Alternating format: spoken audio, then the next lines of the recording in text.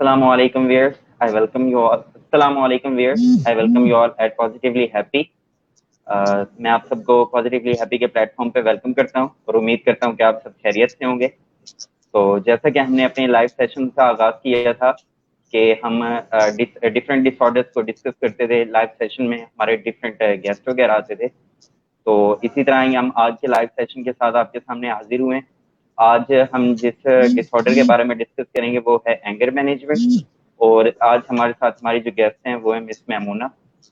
तो चलें हम अपने सेशन का आगाज करते हैं। अस्सलाम वालेकुम मैम, कैसी हैं आप? वालेकुम अस्सलाम, मैं बिल्कुल ठीक, आप कैसे हैं? अल्हम्दुलिल्लाह। फर्स्ट ऑफ ऑल मैम, हम आपको वेलकम करते हैं पॉजिटिवली हैप्पी के प्लेटफॉर्म पे। जी थैंक यू सर।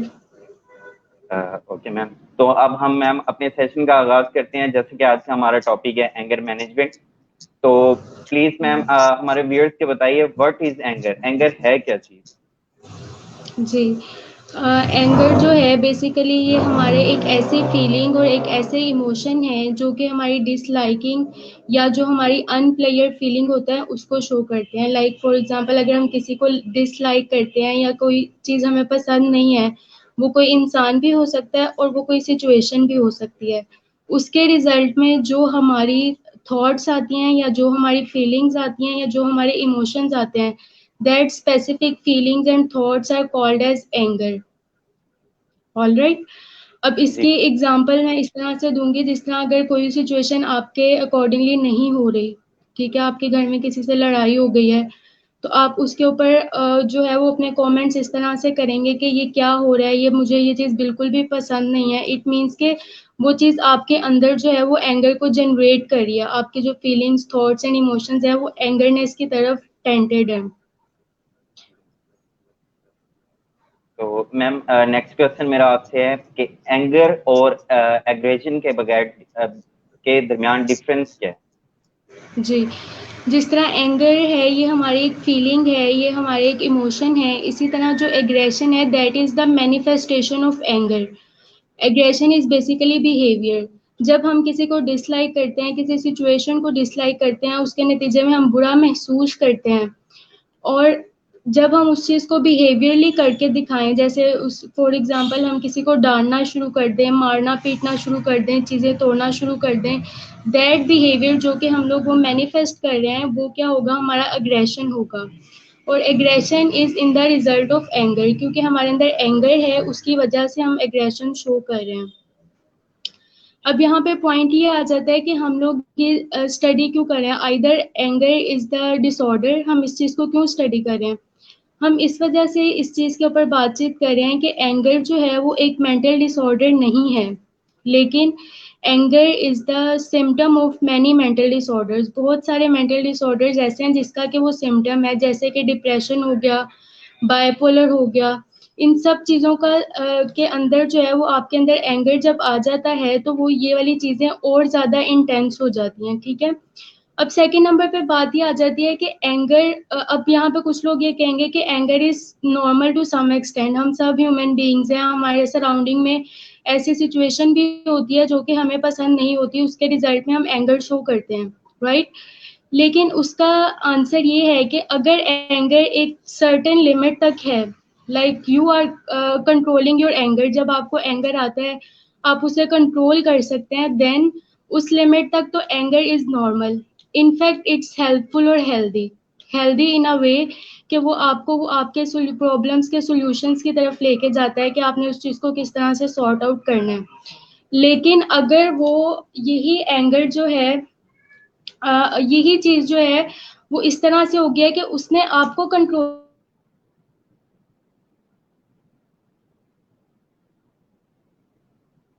करना शुरू कर दिया, ठीक है। एंगर ने आपको हो रही है कि आपके कंट्रोल से बाहर हो रही है। लाइक डेली बेसिस पे आपका किसी से लड़ाई झगड़ा हो रहा है, डेली बेसिस पे आप जो है वो किसी को मार पीट रहे हो, कोई चीजें तोड़ने लग गए हो, दैट इज एबनॉर्मल थिंग, ठीक है। और इस पॉइंट पे आके आपको प्रोफेशनल हेल्प की जरूरत भी होती है और आपको खुद अपने ऊपर फोकस करने की जरूरत होती है कि मैंने इन चीजों को मैनेज करना है। मैम इसकी टाइप्स होती हैं, एंगर की कोई टाइप्स होती हैं?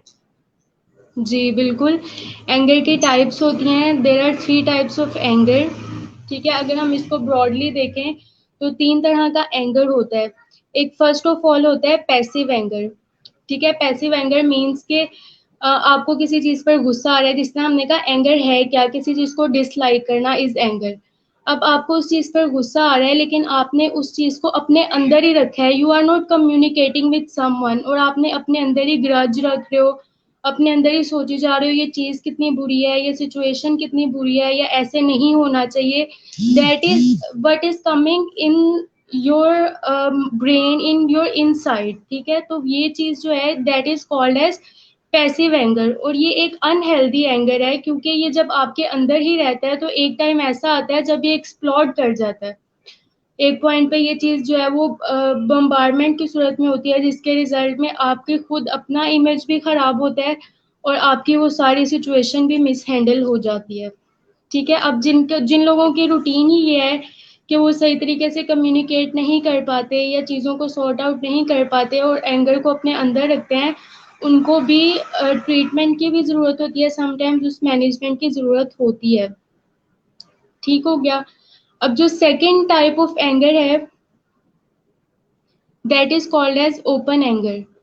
ओपन एंगर क्या होता है कि हमने अपने सराउंडिंग में बहुत सारे लोगों को देखा होगा कि वो क्या करते हैं, हर टाइम अगर उन्हें कोई भी चीज़ उनके अकॉर्डिंगली नहीं हुई तो जी ये क्या हो गया, बुरा भला कहना शुरू कर देते हैं, लोगों को ओपनली मारते पीटते हैं, या इस तरह के जो बिहेवियर्स देखने में आते हैं that is called as open anger. मतलब आप जो चीज़ फील कर रहे हो आप उसको ओपनली एक्सप्रेस कर रहे हो, लोगों को दिखा रहे हो, एग्रेशन शो कर रहे हो। ठीक है, वो एक सर्टेन लिमिट के बाद भी उसमें भी ट्रीटमेंट की ज़रूरत होती है।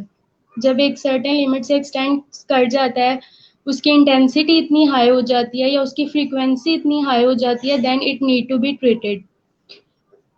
और जो third one type of anger है दैट इज एजर्टिव एंगर। ठीक है, assertive anger is the healthiest form of anger. इस एंगर में हम लोग क्या करते हैं कि अगर आपको कोई इशू आ रहा है, यू डिस्कस और यू कम्युनिकेट दैट इशू, आप उस चीज़ को डिस्कस करते हो जो आपका ट्रस्ट वर्दी पर्सन है, ताकि जो भी प्रॉब्लम, जो भी चीज़ जो आपको अच्छी नहीं लगी वो सॉर्ट आउट हो सके, ताकि उस टाइम पे जो इशू आ रहा है वो भी सॉल्व हो, और जो इन फ्यूचर उस तरह की सिचुएशन हो उसमें भी आपको पता हो कि किस तरह से हमने इस चीज़ को कंट्रोल करना है। तो ये 3 टाइप्स के एंगर हैं, जिसमें से 2 अनहेल्दी हैं और एक हेल्दी है। जो एंड वाला एजर्टिव जो एंगर है वो हेल्दी टाइप ऑफ एंगर है। ठीक है मैम, इसकी कॉजेज क्या होती हैं? एंगर की जो है वो डिफरेंट कॉजेज हो सकती हैं, जिस तरह मैंने आपको बताया कि it could be a normal, it could be abnormal. ठीक है, अब इन दोनों की रीजंस डिफरेंट होती हैं। अब जिस तरह अगर हम लोग बात करें कि जो एबनॉर्मल काइंड ऑफ एंगर है, जिस तरह हमने 2 एंगर्स की बात की है, उसकी कॉजेज ये होती हैं कि हार्मोनल इम्बैलेंसेस होते हैं। ठीक हो गया, हार्मोनल इम्बैलेंसेस के रिजल्ट में मतलब आपके जो हमारे ब्रेन में कुछ न्यूरोट्रांसमीटर्स होते हैं जो कि अपना फंक्शन परफॉर्म करते हैं, और हमारा मूड, हमारे बिहेवियर उसके अकॉर्डिंगली होते हैं। तो उसमें चेंजेस आ जाते हैं, उन हॉर्मोन्स में चेंजेस की वजह से हमारे मूड स्विंग्स आने लग जाते हैं, हमारे एंगर इश्यूज आ जाते हैं। ठीक है, सेकंड नंबर पे ये आ जाता है कि आपकी पर्सनैलिटी टाइप ही इस तरह से है कि आपकी पर्सनैलिटी में ये चीज़ है कि कोई भी चीज़ आपके अकॉर्डिंगली नहीं हो रही, या कोई भी सिचुएशन ऐसी है जो कि आपसे हैंडल नहीं हो पा रही है, तो you are showing your anger, या आपने उस चीज़ को, एंगर को अपने अंदर रखना शुरू कर दिया। ठीक है, थर्ड नंबर पे आ जाती है कि ये ना फैमिली से लर्न भी होता है। जैसे फॉर एग्जांपल ऐसे बच्चे, आपने देखा होगा रिसर्चेस भी ये कहती हैं कि ऐसे बच्चे जिनके माँ बाप एग्रेसिव होते हैं या वो एग्रेशन शो करते हैं, उनके बच्चे भी लर्न कर जाते हैं कि अगर इस तरह की सर्टेन सिचुएशन होगी तो हमने भी एग्रेशन शो करना है। ठीक हो गया।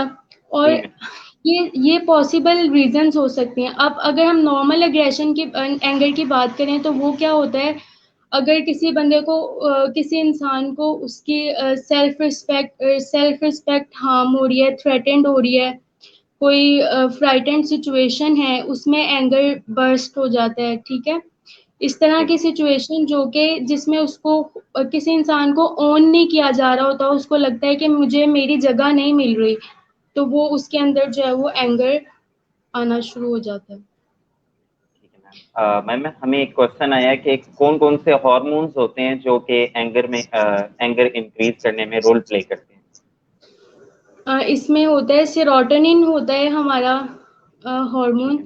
जो कि लीड करता है स्ट्रेस को। ठीक है, इसका इम्बैलेंस जो है वो कॉज बनता है एंगर का। इसी ठीक तरह है। जो बायपोलर के हॉर्मोन्स हैं वो भी कॉज बनते हैं एंगर के। ठीक है मैम वैसे तो ये एक डिसऑर्डर है प्रॉपर, और इसको थेरेपी के बगैर और एक प्रोफेशनल हेल्प के बगैर ट्रीट करना मुश्किल है। बट हमारे व्यूअर्स को कुछ टिप्स दें कि इसको मैनेज कैसे किया जा सकता है। जी, ये एंगर जिस तरह आपने बात की है कि ये जब इसकी इंटेंसिटी, फ्रीक्वेंसी, इसकी ड्यूरेशन इतनी हो जाए कि वो आपकी फंक्शनिंग को अफेक्ट करने लग जाए। लाइक फॉर एग्जांपल, अगर एक बंदा डेली बेसिस पे ही एंगर शो कर रहा है, तो अल्टीमेटली क्या होगा कि उसके जो वर्क प्लेस है, उसके जॉब जाने का खतरा है। ठीक है, इसी तरह अगर वो घर पे है तो घर में उसके रिलेशनशिप इश्यूज आएंगे, कभी किसी से लड़ाई, कभी किसी से नाराजगी, कभी कोई इस टाइप के इश्यूज आएंगे। तो इसको हम लोग किस तरह से ट्रीट कर सकते हैं? There are certain tips. और अगर इसकी इंटेंसिटी, फ्रीक्वेंसी, ड्यूरेशन इतना बढ़ गया है कि that is out of your control, तो देन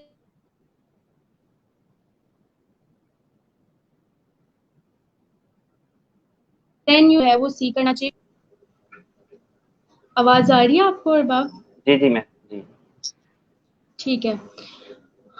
और अगर जो कुछ सर्टेन टिप्स हैं जो कि डेली बेसिस पे जो हमें एंगर आते हैं, हम उसको किस तरह से मैनेज कर सकते हैं? फर्स्ट ऑफ ऑल तो हमें अपने लाइफस्टाइल में जो है वो एक्सरसाइज या वॉक को ऐड करना चाहिए। एक्सरसाइज और वॉक का फायदा क्या होगा? एक तो जब आपकी बॉडी हेल्दी एक्टिव रहेगी तो वो ऑटोमेटिकली हेल्दी रहेगी। ठीक है। सेकेंड नंबर पे ये कि जब आप एक्सरसाइज करते हैं तो आपके जो हॉर्मोन्स हैं वो बैलेंसिंग स्टेट में आते हैं, और हार्मोन का जो बैलेंस है वो ऑटोमेटिकली आपके एंगर को मैनेज करने में हेल्प आउट करेगा। All right. ठीक है मैम। मैम हमारे पास एक और और क्वेश्चन सेकंड आया। नंबर पे आ जाता है, सेकंड जी नंबर जी मैम। जी,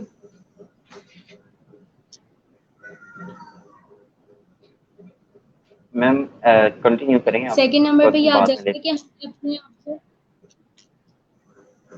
ठीक है, उसके बाद आ जाता है कि हम अपने आप को मीडिएट करें, गौर और फिक्र करें कि हमें एंगर जो है वो डेली बेसिस पे क्यों आ जाता है वगैरह वगैरह। जब हम मीडिएट करेंगे, अपने आप को, माइंड को फोकस करेंगे, तो ऑटोमेटिकली हमें हेल्प आउट होगी कि हम अपने एंगर को मैनेज कर सकें।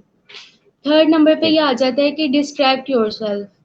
आपको जो जो चीजें, मतलब जैसे फॉर एग्जांपल ऑफिस में अगर कोई चीज है, कोई टाइम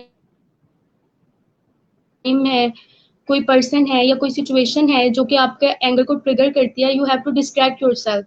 आप उसकी जगह कोई और काम करना शुरू कर दें। ठीक है, आप किसी भी तरीके से अपने आप को डिस्ट्रैक्ट कर लें। उसके अल्टरनेटिव्स क्या हो सकते हैं? आप अपना कोई कुरान पाक पढ़ने लग जाएं या किसी भी हेल्दी एक्टिविटी में जो है वो इन्वॉल्व हो जाएं। अब जो साइकोलॉजिकल पॉइंट ऑफ व्यू से हम एक ये भी कहते हैं कि क्योंकि एंगर को हमने किस तरह से डिफाइन किया है कि ये एक फीलिंग है, इमोशंस हैं, थॉट्स हैं। तो आपको जिस टाइम पे ये ट्रिगर कर रहा है, आप उस टाइम पे राइट डाउन करना शुरू कर दें अपनी फीलिंग्स को, अपने थॉट्स को, अपने इमोशंस को राइट डाउन कर लें, ताकि अगर किसी पॉइंट पे आपको लगे कि आपको प्रोफेशनल हेल्प की ज़रूरत है, या फिर आफ्टर दैट एंगर फेज अगर आपने खुद भी अपने आप को एनालाइज करना है, तो आपको एग्जैक्टली पता हो कि वो कौन सी थॉट्स आई थी मुझे, कौन सी फीलिंग्स आई थी, और कौन से मेरे इमोशंस जो हैं वो इमर्ज हुए थे। ठीक है। तो ये सारी चीजें जो हैं ये टिप्स हैं जो कि हम डेली बेसिस पे प्रैक्टिस कर सकते हैं। उसके बाद एक चीज आ जाती है self awareness and self control approach. Self awareness and self control approach किस लिए है? वो एंगर मैनेजमेंट के लिए है। और उसमें होता क्या है? उसमें ये होता है कि सेल्फ अवेयरनेस लेवल पे हम लोग, क्योंकि एंगर हमें इसी वजह से आ रहा होता है क्योंकि हम अपनी फीलिंग्स को और अपनी थॉट्स को और अपने इमोशंस को रेगुलेट नहीं कर पा रहे। तो आप अपने अंदर सेल्फ अवेयरनेस पैदा करें, मतलब कि आपकी लाइक्स क्या हैं, आपके डिसलाइक्स क्या हैं। ठीक है, ऐसा कौन सा इंसान है जो कि आपका जब आपके सामने आता है, यू ट्रिगर योर एंगर। ऐसी कौन सी सिचुएशन है, जैसे फॉर एग्जांपल कुछ लोग होते हैं, कोई लड़ाई झगड़े की सिचुएशन होती है तो उनका एंगर ट्रिगर कर जाता है। तो आपको ये हर बंदे का डिफरेंट होगा, लाइक जो किसी का कुछ होगा, किसी का कुछ होगा, तो you have to identify your own, जो आपका ट्रिगर है, आपने अपने ट्रिगर को आइडेंटिफाई करना है। ठीक हो गया, ये हो गया हमारा ठीक है। Self awareness. जब सेल्फ अवेयरनेस आ जाएगी तो ऑटोमेटिकली हमारे अंदर सेल्फ कंट्रोल आएगा। सेल्फ कंट्रोल क्या आएगा, एक चीज है, जब हमें पता ही नहीं है कि हमें किस वजह से गुस्सा आ जाती है, किस चीज की वजह से हमारा एंगर ट्रिगर करता है, तो जब वो सिचुएशन आती है तो हम बिल्कुल हैफेजर्डली रिस्पॉन्ड कर देते हैं। हमें नहीं पता होता कि हमने किसी को मारा है या हमने किसी को डांटना शुरू कर दिया, वो हम, क्योंकि हम अब वी लॉस्ट आवर कंट्रोल, हमारा ऊपर से हमारा कंट्रोल जो है वो खत्म हो जाता है। जी बिल्कुल। लेकिन अगर हम लोगों ने सेल्फ अवेयरनेस की होगी तो automatically we will control ourselves. हमें पहले से ही पता होगा कि ये चीज हमें ट्रिगर करती है, तो इसको मैंने किस तरह से कंट्रोल करना है। Like I am the controller of my own responses, कि मैं अपने रिस्पॉन्सेज का खुद से कंट्रोलर हूँ। तो वो आपको हेल्प आउट करेगा कि आप अपने एंगर को मैनेज कर सकें। इसके अलावा आप अपने माइंड में ऑल्टरनेटिव्स बना सकते हैं।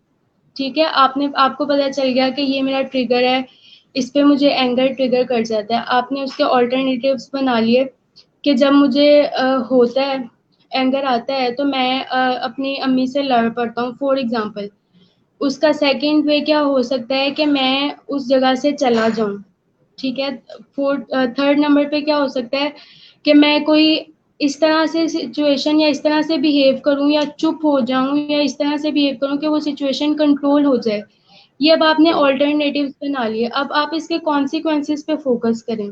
ठीक है, अगर आपने अपनी अम्मी से फॉर एग्जांपल उसी टाइम पे लड़ के बात को खत्म कर दिया, अपना एंगर जो भी था अपने दिल में निकाल के खत्म कर दिया, तो उसका कॉन्सिक्वेंसेस क्या होगा कि आपको बाद में ये फीलिंग आएगी कि यार मैं अच्छा इंसान नहीं हूँ या मैंने ये गलत किया। जब वो एंगर वाला फेज खत्म हो जाएगा उसके बाद आपको ये फीलिंग आएंगी। तो आपने उनके कॉन्सिक्वेंसेस पे देखना है। इसी तरह अगर आपने हेल्दी वे में रिस्पॉन्ड किया, हेल्दी वे में रिस्पॉन्ड क्या किया कि आपने उस जगह को छोड़ दिया या आपने बैठ के उस चीज पे अच्छे तरीके से असर्टिवली कम्युनिकेट किया। ठीक है, अगर आप जी इस तरह से इसके कॉन्सिक्वेंसेस को, ऑल्टरनेटिव्स और कॉन्सिक्वेंसेस को माइंड में रखेंगे तो एंगर जो है वो अच्छे तरीके से मैनेज हो पाएगा। अदरवाइज जो है वो एंगर आपको कंट्रोल कर लेगा, आप एंगर को मैनेज नहीं कर पाएंगे। जी। मैम हमारे पास एक क्वेश्चन आया है कि how it very towards the ageing.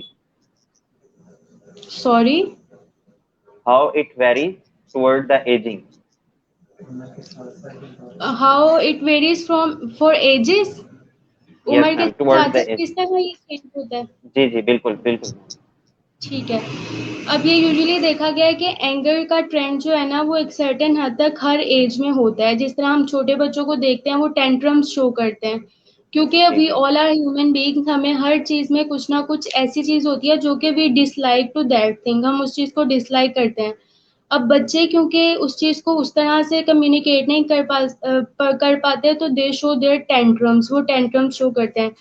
लेकिन इसका जो पीक है ये होता है एडोलेसेंस वाला जो एज रेंज है। एडोलेसेंस वाले एज रेंज में क्या होता है, यू हैव आइडेंटिटी क्राइसिस। हमने जिस तरह अगर हम एरिक्सन की थ्योरी को देखें तो जो एडोलेसेंस की एज को मैं आइडेंटिफाई कर दूं, ये होती है 11 से 19 ईयर्स की एज तक। इस पे डिफरेंट मतलब हैं सजेशंस के, ये इतने से इतने तक होती हैं, लेकिन एक जनरली अगर हम देखें तो ये 11 टू 19 ईयर्स की एज तक बनता है। ठीक है, इस जी एज में क्या होता है कि हम लोग आइडेंटिफाई कर रहे होते हैं, अपने अपने आप को आइडेंटिफाई कर रहे होते हैं, दुनिया को आइडेंटिफाई कर रहे होते हैं, अपने करियर के हवाले से कंसर्न्ड होते हैं, इसी तरह हम अपने रिलेशनशिप्स के बारे में कंसर्न्ड होते हैं।